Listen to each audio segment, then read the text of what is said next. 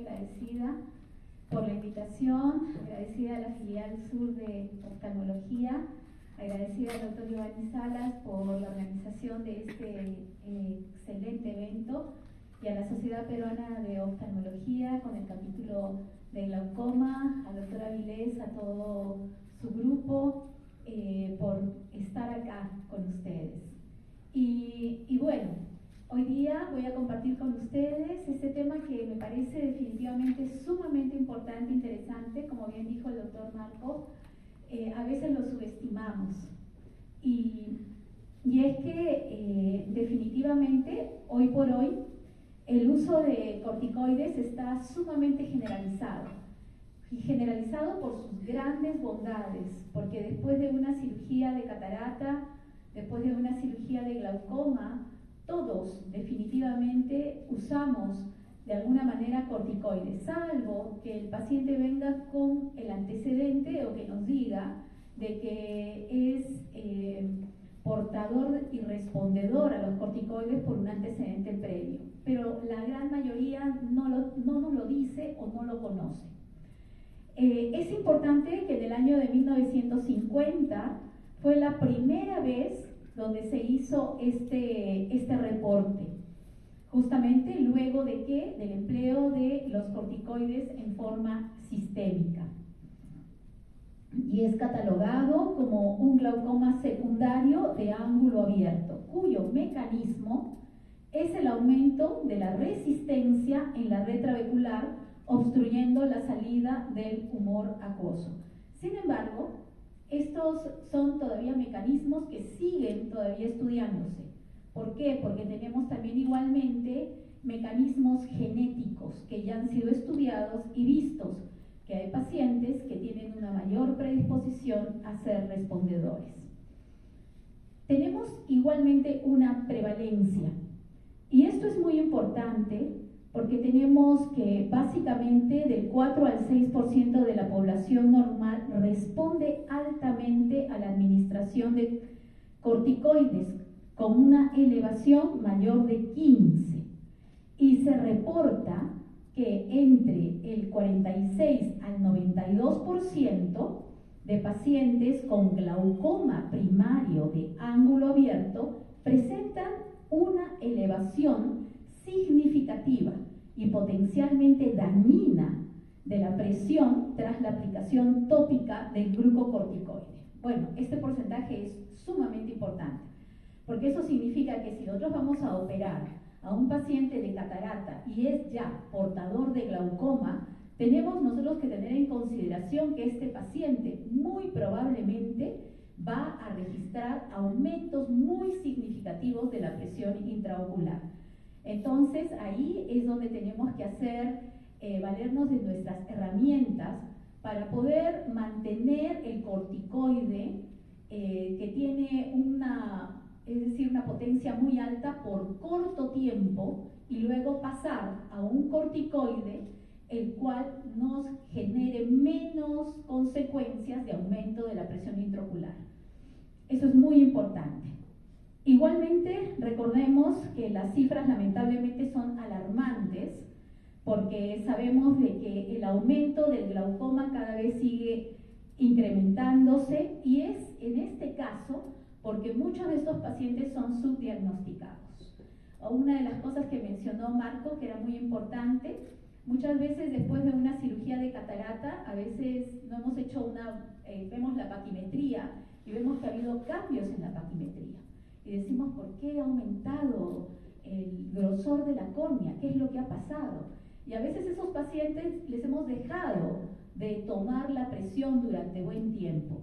Y ese es muchas veces el efecto, que esos pacientes están teniendo o son portadores de presiones intraoculares altas. Igualmente, recordar la subestimación, que ya lo he mencionado, porque definitivamente estos pacientes son subdiagnosticados porque no vienen a nuestra consulta con dolor ni ninguna manifestación. Igualmente, lo más peligroso son en esta población justamente los niños.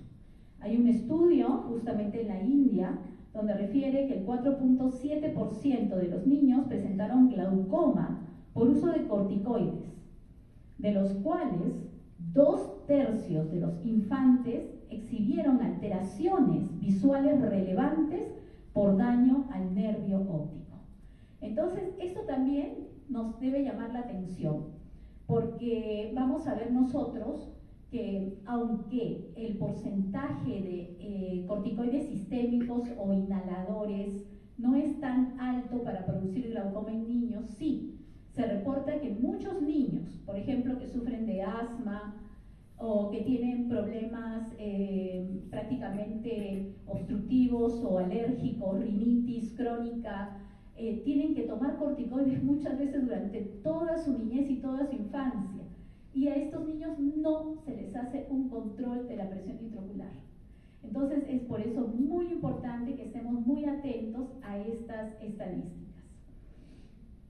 Este es un cuadro que no me voy a detener, pero es más o menos para que veamos cuáles son esas patologías que generalmente en la parte epidemiológica son donde más usamos corticoides. Tenemos las pacientes con orbitopatías histiroideas, pero principalmente ustedes ven al final del cuadro donde están las uveitis y donde están las escleritis. Estos son los pacientes que más requieren y usan corticoides y donde se ha demostrado el mayor incremento en el porcentaje de desarrollo de glaucoma.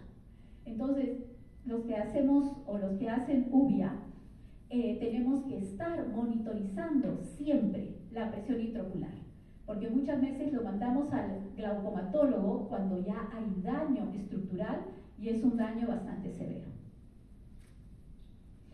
Esta es la fisiopatología que al final se reduce básicamente en un aumento de la resistencia del flujo del humor acuoso.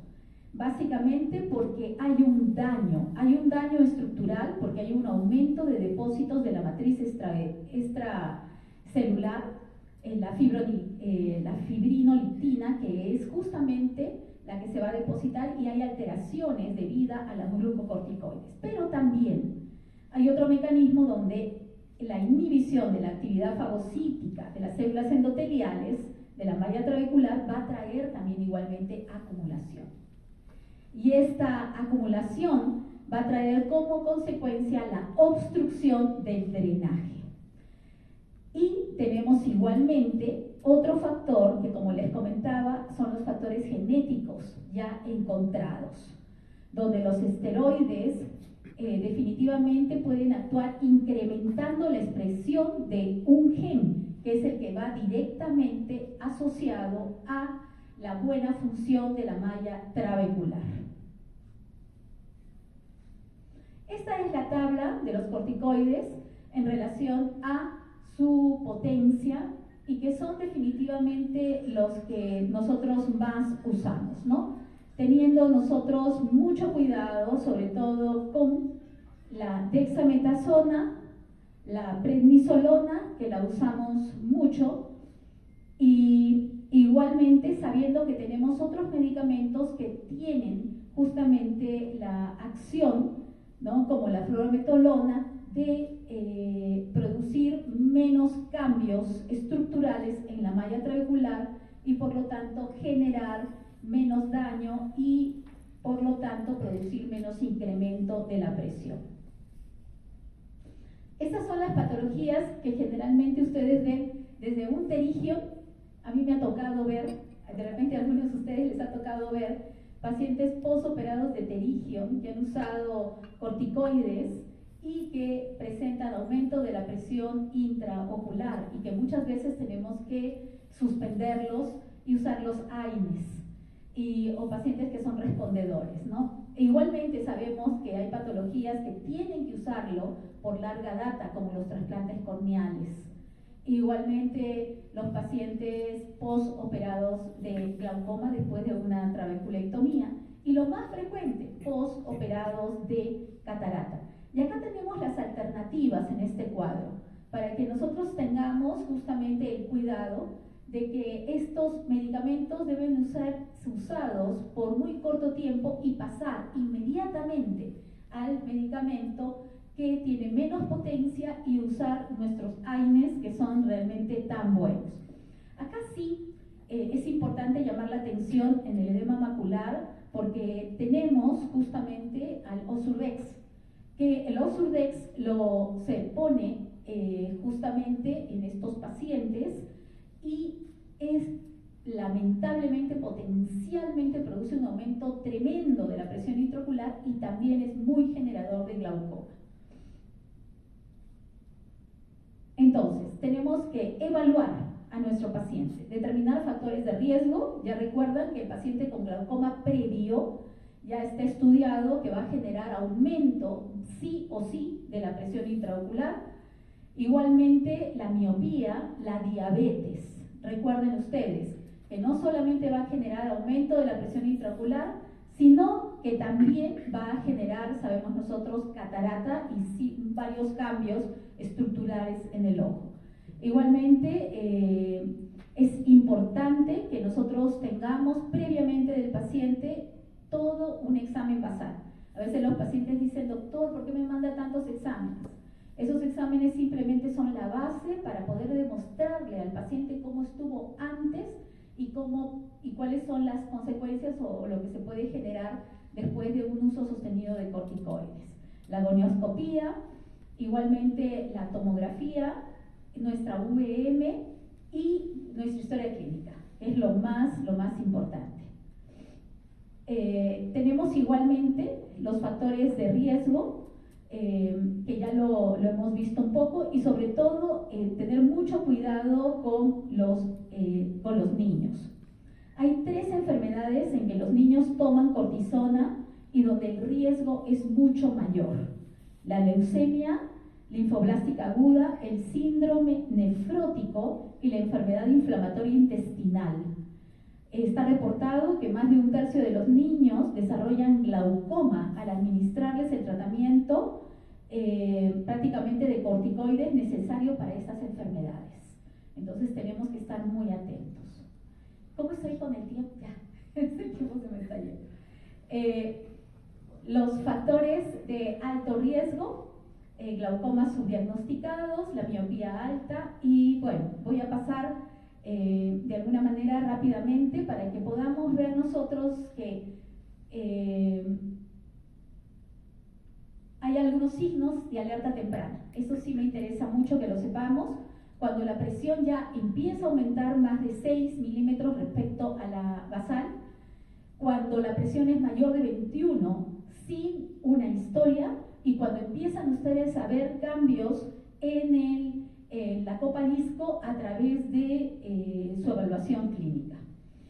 Igualmente, el tiempo de la aparición es muy importante. Acá tengo un gráfico que les va a ayudar muchísimo, porque la duración de un corticoide no es que dura 3-4 días, puede estar semanas y aún meses dentro del cuerpo y seguir generando daño. Por eso tenemos que mantener nuestra terapia. Esto para que puedan recordar, las perioculares pueden mantenerse hasta 6 meses. Eso es muy importante. Y el implante, justamente de los dispositivos que se usan para el edema macular cistoideo, pueden durar hasta 3 años. Entonces estos pacientes tienen que estar monitorizados. Seguimiento y monitoreo. Vemos nosotros en los casos menos severos, 3-4 semanas, pero hay algunos que tenemos que seguirlos definitivamente hasta por años y tenemos que mantener nuestro tratamiento. Y esta es un poco la conducta, ya estoy terminando. Solamente recordar que tenemos, como bien dijo hoy día Marco, una herramienta valiosísima que es el SLT. El SLT es muy bueno para poder aplicarlo en estos casos porque recuerden, ya hay daño estructural de la malla trabecular. Entonces tenemos que actuar. Igualmente, cuando ya tenemos sinequias, tenemos que recurrir inmediatamente a la cirugía. No podemos estar esperando y viendo solamente a los pacientes. Este es un algoritmo en el cual nosotros vemos cómo el SLT puede ser realmente efectivo, pero ya vamos dándonos cuenta que cuando ya no es efectivo, ya tenemos que cambiar inmediatamente a la cirugía. El paso de la cirugía tiene que ser efectivo y no hay que estar esperando. Estas son las ventajas del SLT, que ya vamos a tenerlas en otra de las charlas, ¿no? Y el tratamiento diagnóstico de glaucoma, que es importante cuando ya tenemos un daño, ya no podemos controlar ni médicamente ni con SLT. Este es otro algoritmo, que es un poquito lo mismo que habíamos hablado, que no debemos demorar la cirugía. Y bueno, ya se me fue el tiempo, pero quería solamente decirles, tenía 3 casos, pero para que ustedes recuerden. Uno de ellos, la uveitis, donde hubo un gran aumento de la presión intraocular. Consultemos con los reumatólogos, por favor, para que puedan hacer cambios a tratamientos inmunosupresores, ¿no? Para que podamos tener de la mano y ellos nos puedan ayudar. Igualmente en el pediátrico, también estar atentos a los tratamientos alternativos para evitar los riesgos. Y ya se fue mi tiempo. Este es un caso también con una respuesta severa a Ozurdex. Y las recomendaciones.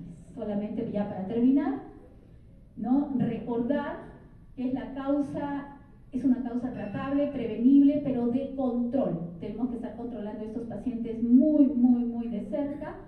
Igualmente tenemos que minimizar las dosis y la duración de los corticoides, educar al médico, educar al paciente para que no esté automedicándose y yendo a la farmacia para poder usar, incluso hasta por ojo rojo, usan el corticoide.